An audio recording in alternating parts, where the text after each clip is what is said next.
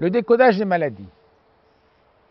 Tout traumatisme psychologique, qu'il soit important ou minime, va rester dans la mémoire de nos cellules.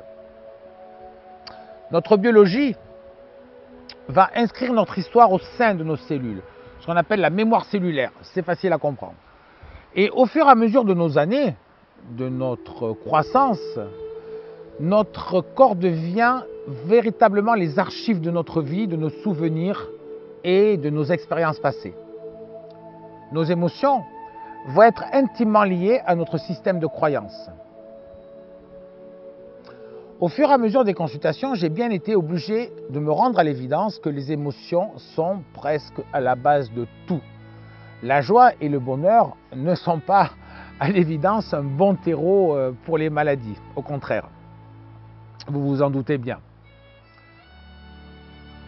Elles en sont plutôt un antidote. La peur, de loin la plus terrible, la plus destructrice des émotions, et ensuite, par ordre de grandeur, la colère, la tristesse, la honte, le mépris et la culpabilité sont toujours impliqués dans toutes les origines des maladies. En tout cas, je les ai toujours retrouvées. De près ou de loin, elles sont impliquées. Le déclenchement de maladie. Il y a un déclenchement. Toute maladie va se déclencher à un instant précis. À un instant précis, une cellule va changer de comportement, va changer son mode d'action. Ce changement va être impulsé par un virus, une bactérie ou une mycose, un champignon.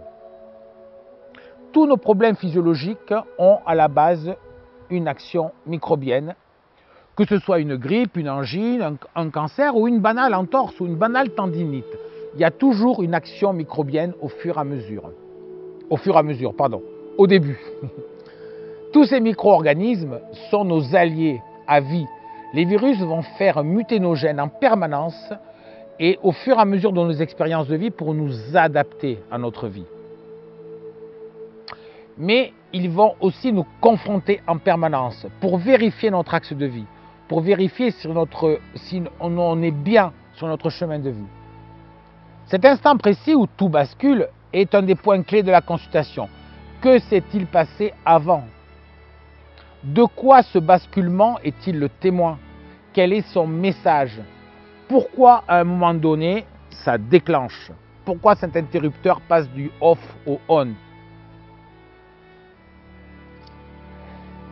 Si on a obéi aux lois ontologiques, je veux dire par là les lois guidées par l'amour de soi et l'amour des autres, évidemment, notre corps nous laissera relativement tranquilles. Je dis relativement car nos mémoires d'enfance, nos blessures sont toujours présentes. J'aime bien la phrase de Françoise Sagan qui dit « On ne sait jamais ce que nous réserve le passé ». Et une mémoire d'enfance ou une blessure sera peut-être toujours prête à se rappeler à nous. Donc je dis relativement tranquille. Plus on va être éloigné de ce chemin-là, des lois ontologiques, plus la maladie risque de se rappeler à nous. Parce que si on est guidé par la recherche du pouvoir, l'argent, le contrôle des autres, notre corps va vite nous rappeler à l'ordre par une maladie, voire un accident. Et ça fonctionne exactement de la même manière, une maladie ou un accident. Le hasard n'existe pas. Chaque maladie est une occasion d'une élévation de conscience et de questionnement. Je dois me demander, dans ma vie, nous devons tous nous demander, est-ce que j'ai vraiment la vie que je désire? Est-ce que j'ai vraiment la vie dont je rêvais quand j'étais enfant? Suis-je vraiment dans ma ligne de vie, dans ma ligne de désir? Qui gouverne ma vie aujourd'hui? J'obéis à qui? Suis-je vraiment le maître de ma vie, le donneur d'ordre? Ai-je vraiment choisi mon exercice professionnel? Mon conjoint, ma femme, mon mari? Suis-je sur terre pour me rendre meilleur jour après jour, etc., etc. Je pense que ces questions sont fondamentales.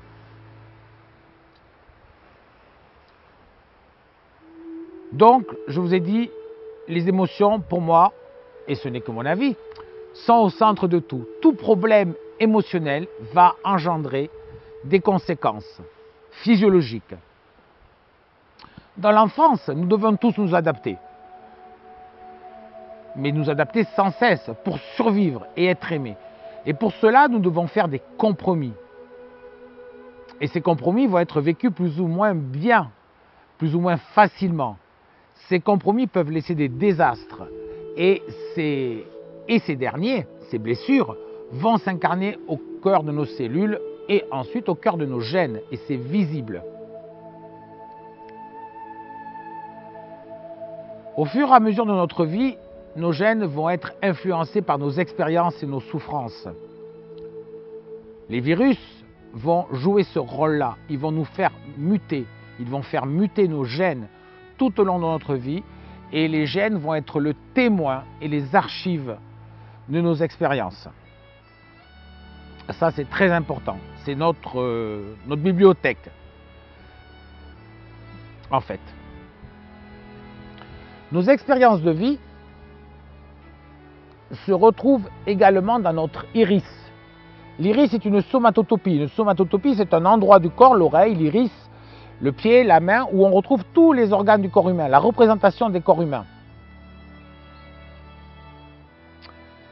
Et dans ces somatotopies, iris, main, pied, oreille, les organes sont représentés symboliquement et on peut agir là-dessus. Mais l'acupuncture comme on dit, la médecine traditionnelle chinoise, a bien découvert ça depuis très très très longtemps. Le décodage des maladies, ou biodécodage, ou la biologie totale au Canada, tente de rechercher les origines de nos maladies dans notre histoire et surtout comment nous les avons vécues.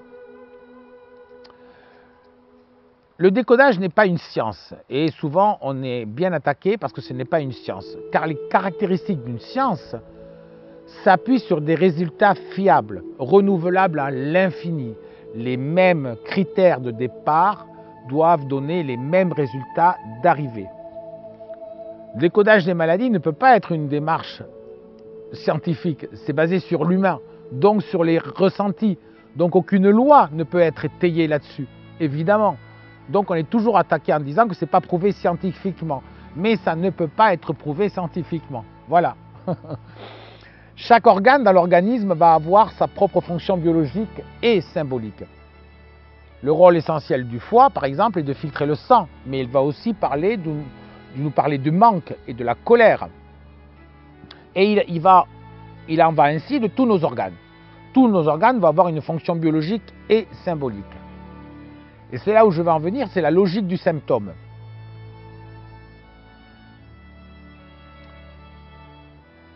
Pour le décodage, le symptôme n'est pas un problème, c'est une solution. Pour ma part, je préfère parler d'une opportunité. Parce que si on considère que c'est une solution, on n'aboutit nulle part. Et on a vite fait de mourir guéri. Donc ce n'est pas vraiment la meilleure voie à suivre. Tout le chemin reste à faire. La maladie n'est pas une fin en soi.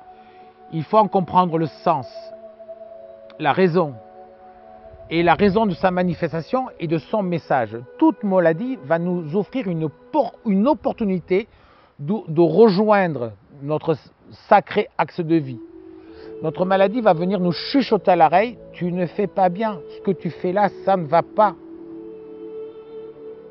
Tu n'agis pas correctement. Mais comme tu n'en as pas conscience et comme tu ne le vois pas ou tu ne veux pas le voir, je viens te rappeler à l'ordre. Je viens, je suis là. Et de toute manière, même si tu veux m'oublier, je resterai là. La maladie va se poser la question, c'est où en es-tu aujourd'hui? Es-tu vraiment heureux aujourd'hui? Fais-tu vraiment les bons choix pour toi aujourd'hui? Ou alors, elle va venir vous demander ce traumatisme que tu as eu dans le passé, tu as réussi à le dépasser, en tirer les conséquences, en tirer les messages. Nos microbes aussi vont avoir le même rôle. Ils vont venir nous interroger également sur le sens profond de notre vie.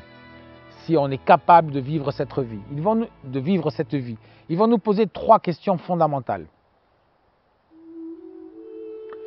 Les microbes vont d'abord nous poser la question qui es-tu? L'identité. Que fais-tu? La légitimité de nos actions. Et où vas-tu? Qu'est-ce que tu vas faire? Les microbes sont à l'origine de la vie sur la Terre. Ce sont eux qui ont tout créé, l'atmosphère. Ils sont à l'origine des végétaux, des tout premiers organismes sur Terre. En commençant par la paramécie. Ensuite, la vie, c'est le premier être unicellulaire, le plus connu. Après, la vie s'est complexifiée pour aller vite. Les poissons, les reptiles, les oiseaux, les mammifères et enfin nous. C'est un raccourci très rapide de la phylogénèse. Nous sommes au sommet de l'évolution. Nous sommes l'être vivant le plus perfectionné de cette Terre. Nous avons aujourd'hui un corps incroyable. Et ce corps a été créé par les microbes. Comment peut-on penser une seule seconde qu'ils pourraient être nos ennemis? Ça, c'est la grande intoxication pasteurienne. Pasteur a fait énormément de mal dans ce domaine-là. Il nous a fait croire le contraire. Les microbes, c'est les méchants et nous, c'est les gentils. Puisque les microscopes sont arrivés en même temps, on a pu les voir. Oh, c'est méchant ça. Depuis ce temps-là, les antibiotiques, avec leur puissance de feu, nous ont évité pendant des décennies de nous poser la question de pourquoi la maladie, du sens de la maladie. Aujourd'hui, nous sommes face tous à cet échec.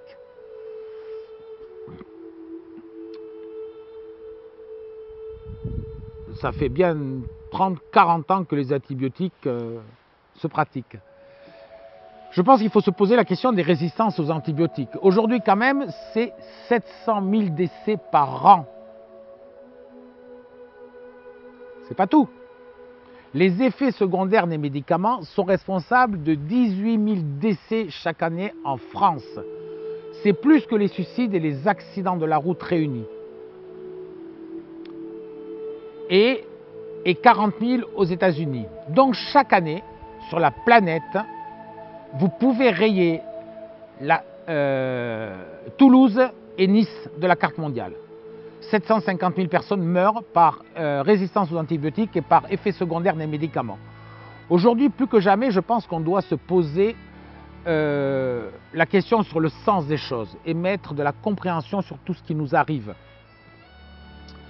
Aujourd'hui, la compréhension des maladies a fait un bond spectaculaire initié par Jacques Lacan, Édouard Bach, Rick Hammer et bien sûr bien d'autres, mais mon préféré, Carl Gustav Jung, pour moi, qui a été un monsieur immense et qui, je pense, avait tout compris depuis longtemps. Ce qu'il nous faut retenir, je pense, à mon sens, c'est que nos émotions conditionnent nos pensées, donc nos décisions, donc nos actes, donc notre vie. Je vais finir par une très belle phrase de Ivan Amar. Et Ivan Amar dit ceci: si quelqu'un me guérit et qu'il me retire mon mal, j'attends aussi qu'il me hisse au niveau de conscience que j'aurais atteint si j'avais moi-même résolu ce que ce mal devait m'apprendre. Sinon, s'il me laisse dans le même état de conscience, après m'avoir retiré mon mal, il me vole l'outil de ma croissance que pourrait être cette maladie. Je ne peux pas avoir de plus belle conclusion que cette phrase d'Ivan Amar.